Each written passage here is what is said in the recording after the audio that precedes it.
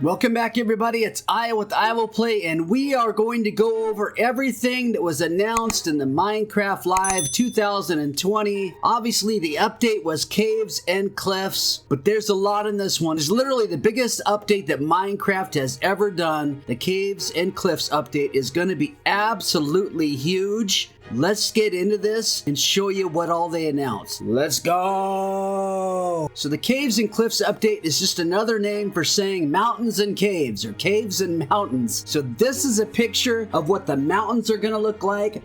It's really cool looking. There's a lot of snow. There's a ton of elevation changes you can see. But one of the literally coolest features that they added in is goats. Goats! So they're finally gonna be coming to Minecraft. These things look cute, they jump super high, and they can also ram things with their heads. Let me show you a really quick video. This is awesome. As you can see, they live on the mountains. And if you aren't careful, they might knock you off. That's so awesome. So careful when you're coming up these babies, because I could just see it out of nowhere. Those things hitting you when you're way up high and knocking you all the way down to your death. But what a cool thing to have inside of it. Goats. I'm super excited for them. Next thing they talked about was cave generation. And you can see like how big these caves are gonna be underneath the ground. Look at the lava, the water, the great big gaps and the kind of spikes of stone that come down. I showed a few different variations of this. This is actually underwater cave, where it's all water. You can swim inside of this and then come up the other side into another cave. Then this shows using the elytra to fly throughout the caves, and they were flying for a pretty long period of time throughout different types of cave areas. And that's really exciting to know that it could be really wide open underneath there and be super exploratory. And then because of all the waterfalls and all the water that's inside of these, it actually showed rafting, going inside of a boat and water rafting all the way down and falling into the water down there. Obviously it's safe because you're landing on water. And lastly, on cave generation, just to show you one more look of how big and huge and open these caves are. They're just massive. You can see the ore in there. To me, is very exciting. I don't know how much ore is under the water. That's a whole different topic with aqua affinity and figuring out how to mine that out. You can see redstone and other things, and I know some of these caves go really deep in the ground, so finding diamonds and stuff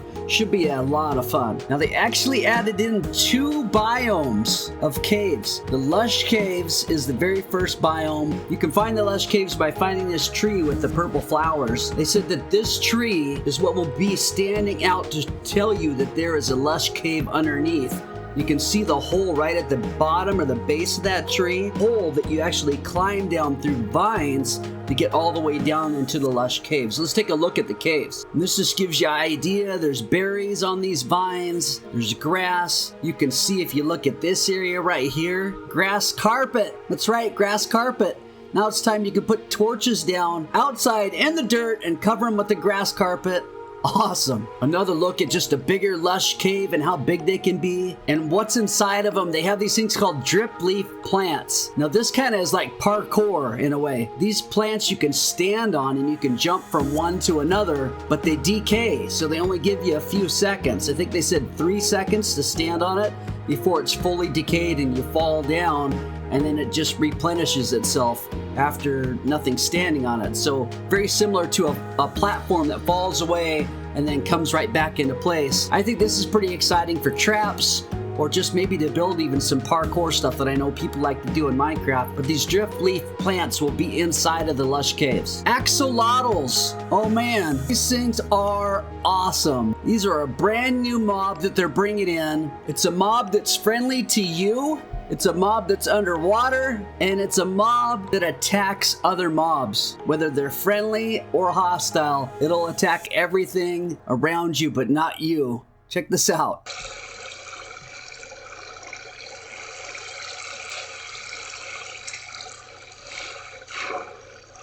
Look at them. It's like somebody combined a strider and a fish together. That's what it looks like to me. Look how cute they are. It's so awesome.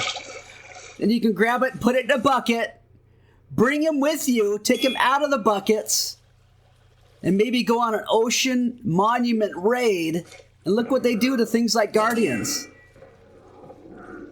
Check it out!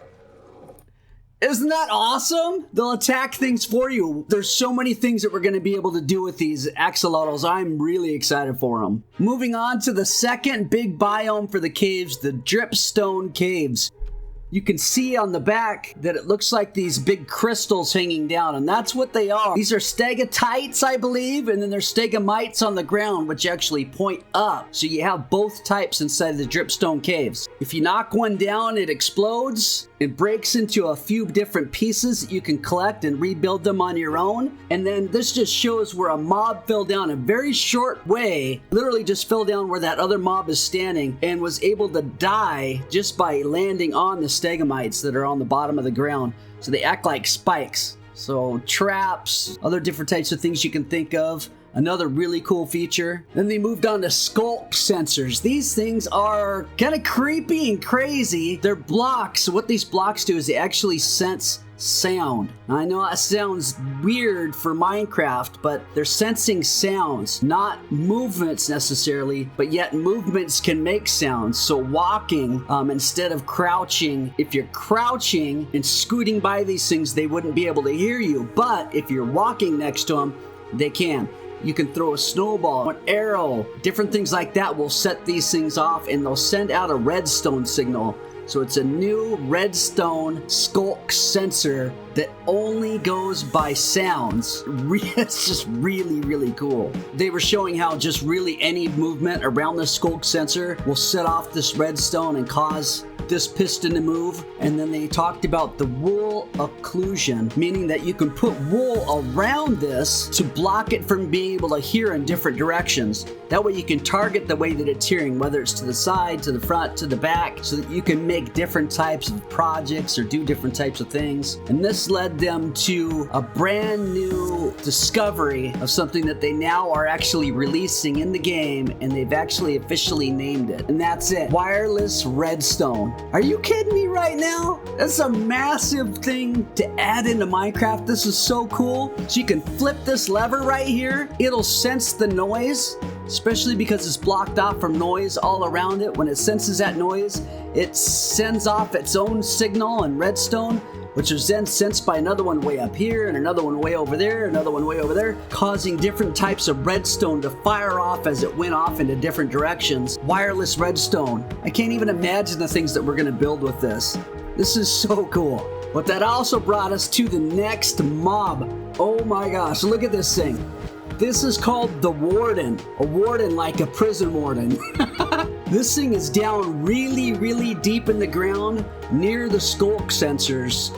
If you're not crouching and sneaking by things and you set off some of those skulk sensors, they can send a signal to this guy and he'll come running after wherever the sound's at. So I'm going to show you a real quick video on how it works.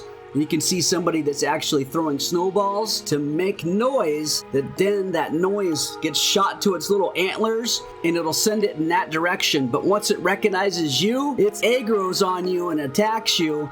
And you can see somebody with full netherite gear and armor trying to fight this thing. Let's just play this.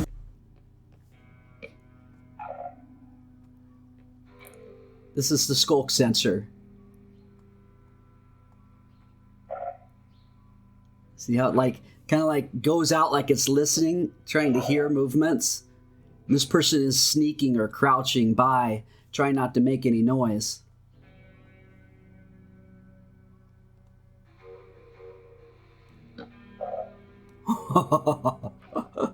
Look at the candles they're adding in right there. Candles.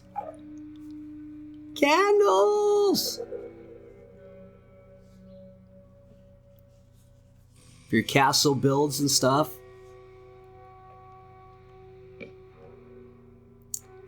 Then these little cutout areas with chests and such.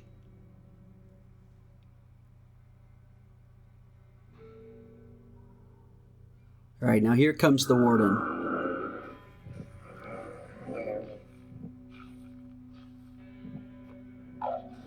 Look at this snowball. See how it goes right to where the snowball hit? Watch how it sends the signal to its antlers. See that? Oh my gosh, this is gonna be so intense. And they're like completely ridiculously strong. Okay, there's one arrow. Now, he's not using an enchanted bow, weak sauce, but there's 3 arrows. 4, 5, 6, 7. Netherite sword, again, not enchanted. Look at all the health that got taken away on one hit. Bam, hits him again, dead. Like 2 hits, dead. Can you say ouch? This is gonna be so awesome. I'm super excited for the Warden. Next, they showed the amethyst geodes. Now, they had amethyst crystals inside here. These are something that you're not able to take with you. You can't break these even with Silk Touch. You can't take them with you and move them anywhere else. You can only use them where you find them, which they said is going to be very rare and typically down deep inside of the caves. When you find these and you go inside, they make all types of crazy like crystal noises, like wind chimes and stuff. I think a lot of people really like those noises, but if you want access to them, you're going to have to travel to them. So if you build a farm or something like that where these will grow inside of this geode of where they're at, in order for them to grow and for you to work with this farm, you're gonna have to travel to where they're at. Kind of like working with the witch hut, for example. You have to go to the witch hut. Just like this, you have to go to it to work with it. But still, really cool addition to the game, and they wanted to make it so that you would explore more and you would go out and venture instead of just trying to build everything right around your base. I think it's a pretty cool idea. Now, those of you that have Optifine as a mod, I don't use any mods. I use vanilla Minecraft, so I'm super excited for this. The telescopes, you can use those crystals, you break some of them off, and you can make a telescope with some of them. And the telescope, you can see that where we're looking at right here, there's bees all the way out there, pretty far, kind of hard to see them. Move to the next picture and you can see, gives you that oval shape of a telescope where you can see the bees or whatever is way out there. Now, I think of myself using this more in the nether to be able to see far. Where's the next piece of land? What am I going to have to do to get over this lava? Is there a strider down there where I can take a ride? That type of stuff is what I'm looking at it for, but really cool for those people that don't already use Optifine as a mod. So this is something I'm really looking forward to. Another big one, another big update in this game is going to be copper ore. That is awesome. Look at this. The copper ore now, they said, is going to grow more like in veins. So it's not going to be all patched together into a clump, even though they showed us the copper was all attached together. But they said it's going to be more like a vein where you may not see copper after you knock one out. You may have to break one more block or a few more blocks around it to find the next piece of copper and then follow it kind of like a vein would of ore in real life to be able to get all the copper that's inside that vein. Really cool idea. The copper block is something that oxidizes over time, meaning that it'll start out the color of copper. If you use it on, say, for example, a roof, over time it'll oxidize and become more green as it goes along to a point where it'll eventually turn all green because it's completely oxidized. Got a quick video for you to show you how that works. Okay, so here it is. This is a time lapse. It's on the roof. You can see some of it. It looks blue on my screen, but it actually is more of a green color.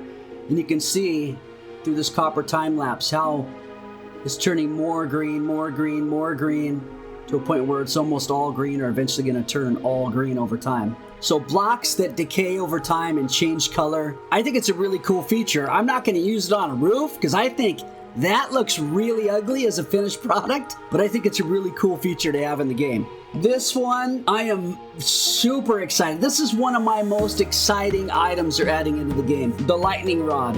You guys are like, what? Why is this so exciting? Well, that's it, the lightning rod. They put it on top of a house for the video that they were showing. The lightning rod allows the lightning that's coming down, instead of it striking your house or striking your villagers, it's gonna strike the lightning rod and be dissipated so that it won't cause harm. It won't light your wool on fire. It won't light your wooden house on fire, it won't shoot through the building and hit one of your villagers and turn it into a witch and have all your villagers get killed and disappear. I've had that happen already in my In It to Win It Minecraft Cloud series. I had 33 villagers after a lightning storm that were all gone. And so I know one of them got turned into a witch, killed all the rest of them, and then the witch, because it's over 55 blocks away from me, disappears. And I went in there, 33 villagers, none left after a lightning storm. Unbelievable. This will keep that from happening. I wish we didn't have to wait till the update was done to be able to get the lightning rod. You can see the lightning coming down from the sky and literally hitting that lightning rod. That's so freaking cool. I just think that's really awesome. This update, I can't even believe the stuff they're bringing in. We've had inventory problems for so long. You think about all the different things they've been adding in and all the items. So you go out to mine, you go out to do whatever it is that you're doing, and all of a sudden you have like one flower, one fence post, a few of these blocks, a few of those blocks, some sand, some gravel, whatever. Your inventory is full of random stuff, not the things that you're actually looking for. And you're like, well, I still want to bring these things back with me, but I don't have any room for them because I'm mining for ore. I only want to bring the ore, so you end up dumping everything off and not being able to bring all the stuff with you. Bundles is the solution. Bundles fixes the inventory problems. We now have these little bags that look like gifts or presents. You can throw them to another player. That's what they're showing there. And you know, to have, but also, and again, I'm bringing a video into this so you can see how the bundles work. They're able to literally drag them across the inventory screen and pull everything up into the bundle. This is so cool. There it is. They put the dirt in there, the iron in there. Then when you're hovering over the bundle, you can see everything that's in it.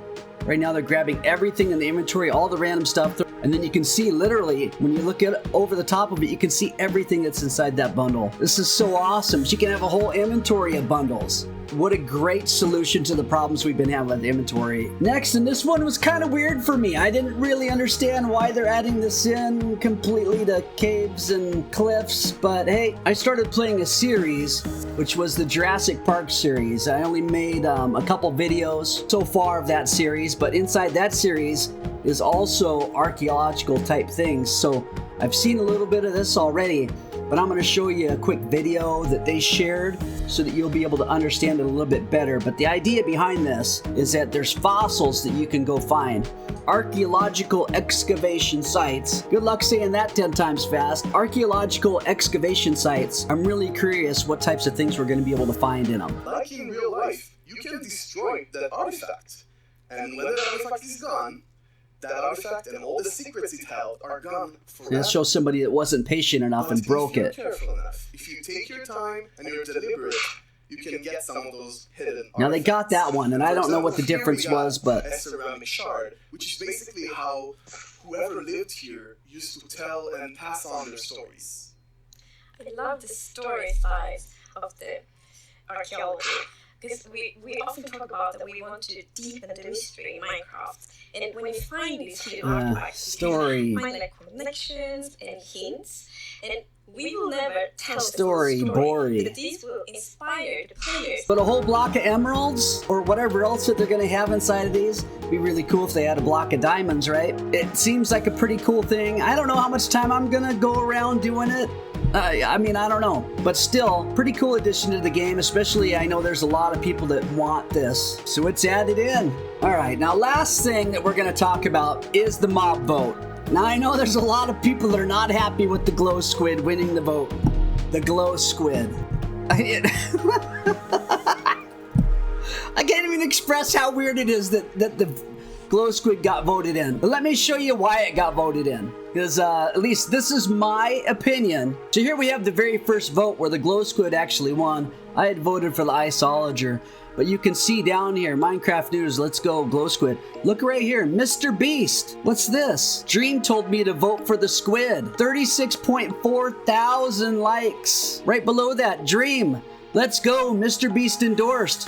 And this is why you should subscribe to Mr. Beast Gaming. Mr. Beast and Dream, what is that, like 30 million plus subscribers? Pushing on the glow squid hard with their own personal messages from their Twitter accounts. Immediately at the time the vote went live, And you can't tell me that they didn't already have something pre-planned to make sure it won. But there it is.